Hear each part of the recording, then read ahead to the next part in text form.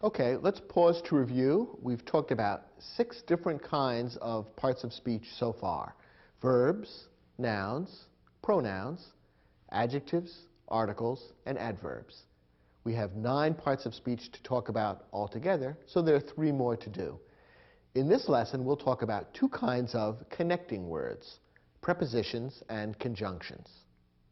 First, a preposition relates a noun or pronoun to another part of the sentence. There are many different kinds of prepositions. Many of them are short words which describe a relationship between the noun or pronoun that follows and the rest of the sentence. Here are some examples of prepositions: in, for, by, from, with, to, below, through, and there are many more. One thing that's special about prepositions is that they're always followed by either a noun or a pronoun, most often a noun. The whole combination of words, the preposition and the noun that follows, is called a prepositional phrase. So whenever you see a preposition, always look for the entire prepositional phrase that the preposition introduces. So you would always see a preposition followed by a noun or a pronoun. And altogether, that combination of words makes a prepositional phrase, which fits into the sentence and adds further information about the meaning of the sentence.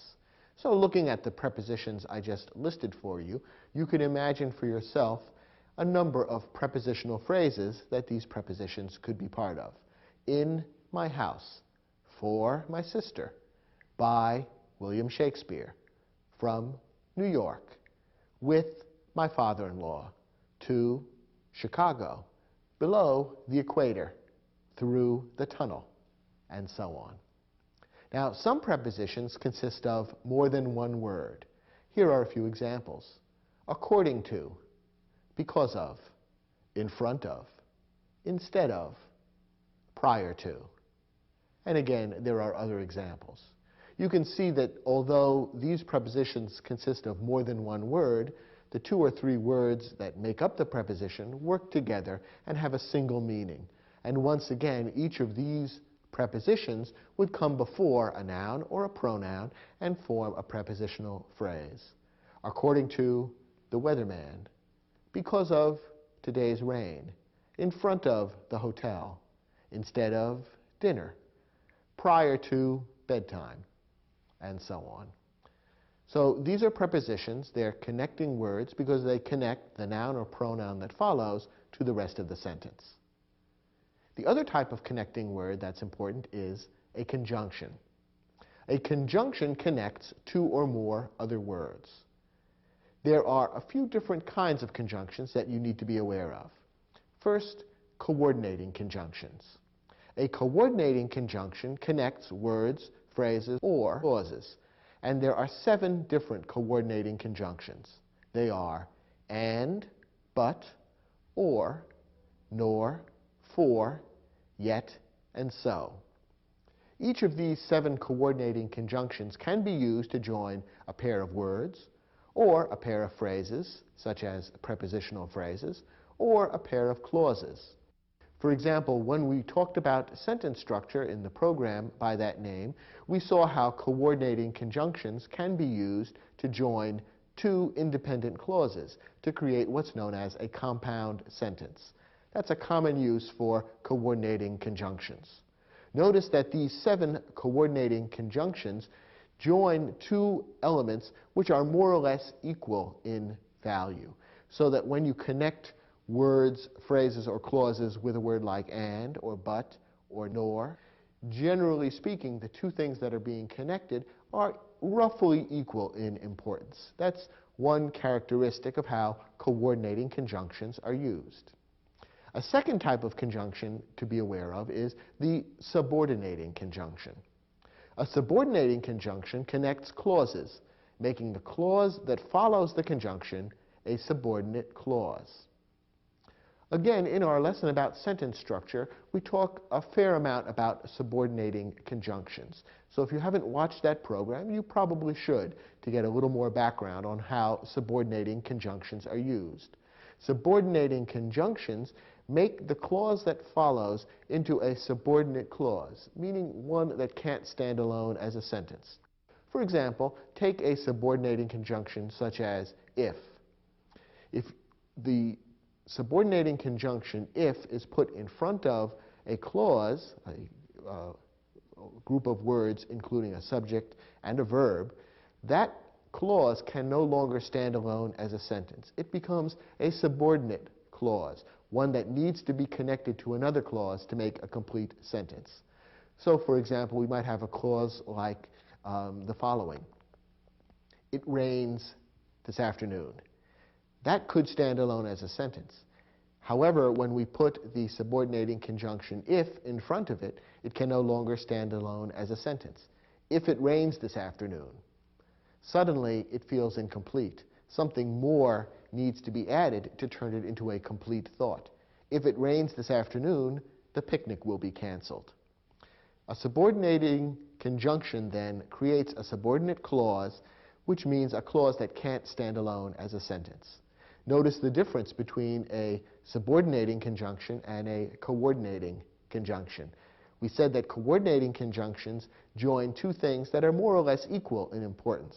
A subordinating conjunction joins one thing which is independent, an independent clause, and a clause which is subordinate, less important, can't stand alone as a sentence. So whereas a coordinating conjunction links two things that are equal in value, the subordinating conjunction links two things that are unequal or different in value and importance. Here's the third and final kind of conjunction to be aware of: the correlative conjunction. A correlative conjunction comes in pairs, and there are four most important correlative conjunctions to be aware of: both and, either or, neither nor, not only but also. And the most important thing to be aware of about correlative conjunctions is that they always should be used correctly in pairs. So whenever you begin with both, you need to follow up with and. So both my mother and my father will be coming to the awards banquet. When you begin with either, you need to follow through with or. Neither needs to be completed with nor. And not only needs to be completed with but also. A common mistake that people make is to use one but not the other. The correlative conjunction must be used in its entirety, so whenever you use the first part of it, you need to use the second part. So these three types of conjunctions are important to recognize: coordinating conjunctions, subordinating conjunctions, and correlative conjunctions. They fit into different kinds of sentences and need to be followed, used according to certain specific rules.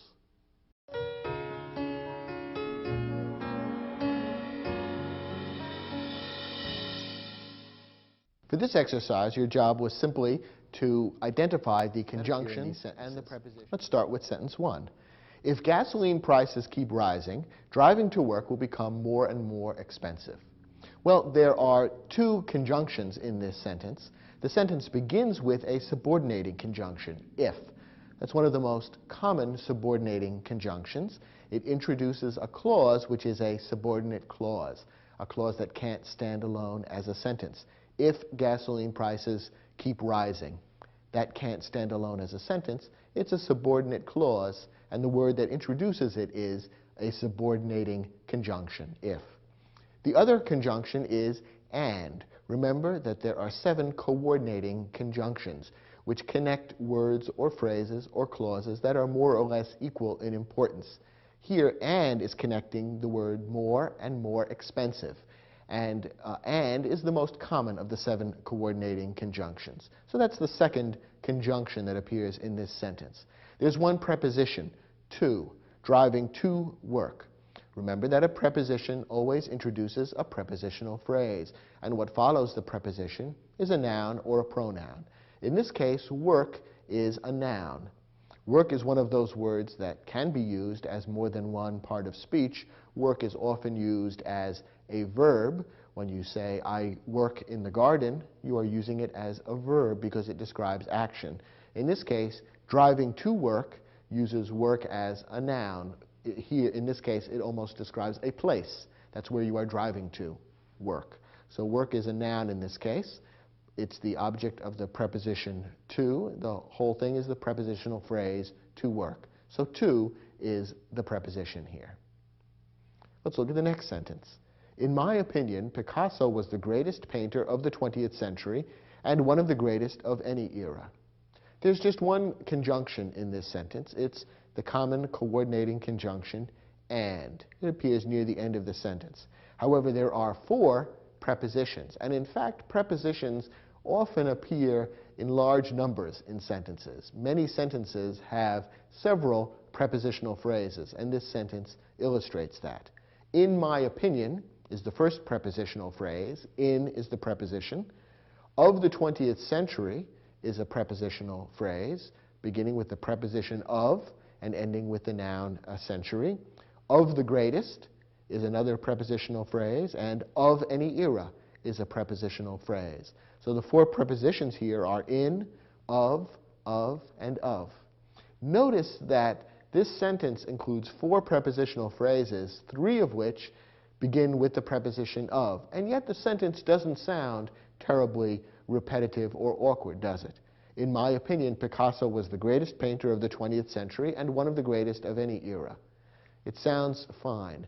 And that illustrates the fact that in English, it's easy to use several prepositional phrases in a sentence and create a sentence whose meaning is clear and which sounds perfectly correct and easy to read. So there's one of the lessons of this particular program, that prepositional phrases are very versatile and are good to use to express complicated meanings in English. Here's our third sentence. Neither the coach nor the players could explain the dismal performance turned in by the soccer team against their local rivals. This sentence you might have found a little more tricky. There is a conjunction in this sentence that might have been a little difficult for you to recognize. This is a correlative conjunction. Remember, those are conjunctions that work in pairs, and the correlative conjunction appears near the beginning of the sentence. Neither nor. Remember, we said that when you use neither, you have to always follow up with nor.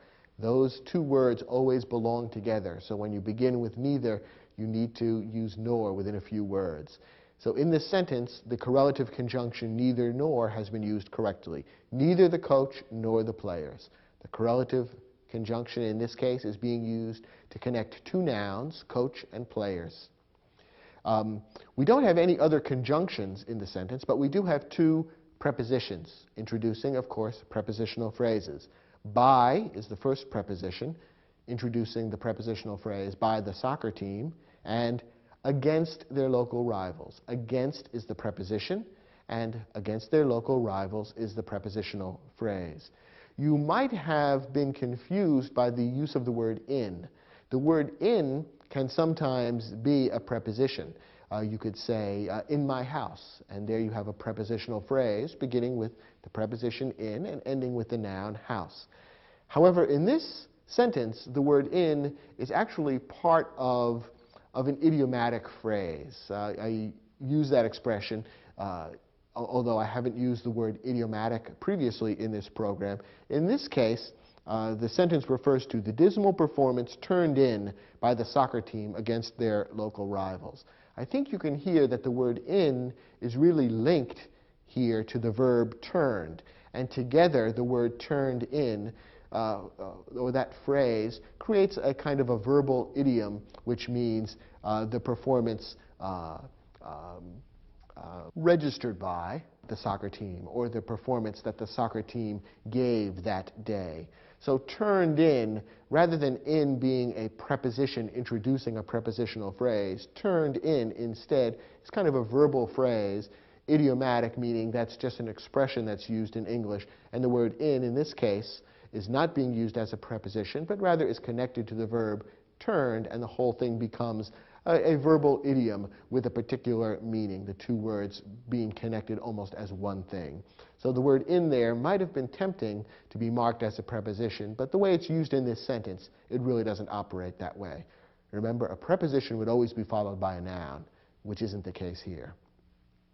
Our next sentence. According to most surveys, parents usually prefer sending their children to schools located in the neighborhoods where they live.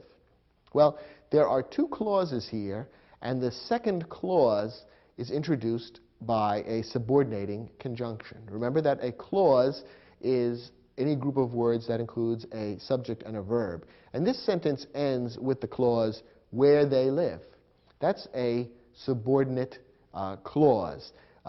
It contains the verb live, the subject they, and it begins with the subordinating conjunction where.